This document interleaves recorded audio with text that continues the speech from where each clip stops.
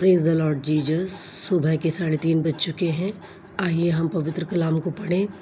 सब कामों का एक निश्चित समय है, हर एक बात का एक अवसर और प्रत्येक काम का जो आकाश के नीचे होता है एक समय है। जन्म का समय और मरण का भी समय, बोने का समय और बोए हुए को उखाड़ने का भी समय है, घात करने का समय और चंगा करने का भी समय,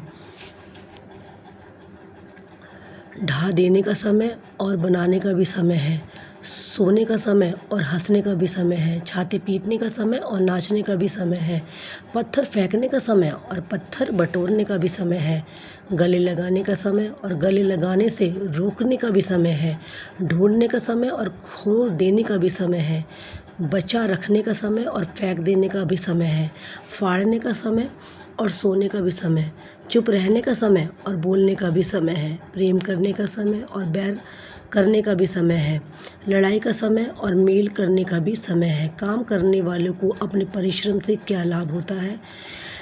मैंने उस दुख भरे काम को देखा है जो परमेश्वर ने मनुष्य के लिए उठाया है कि वे उसमें लगे रहें। उसने सब कुछ ऐसा बनाया है कि अपने अपने अपने समय पर वे सुंदर होते हैं। फिर उसने मनुष्यों के मन में अनादि अनंत काल का ज्ञान उत्पन्न किया, तो भी जो काम परमेश्वर ने किया है वह आदि से अंत तक मनुष्य समझ नहीं सकता।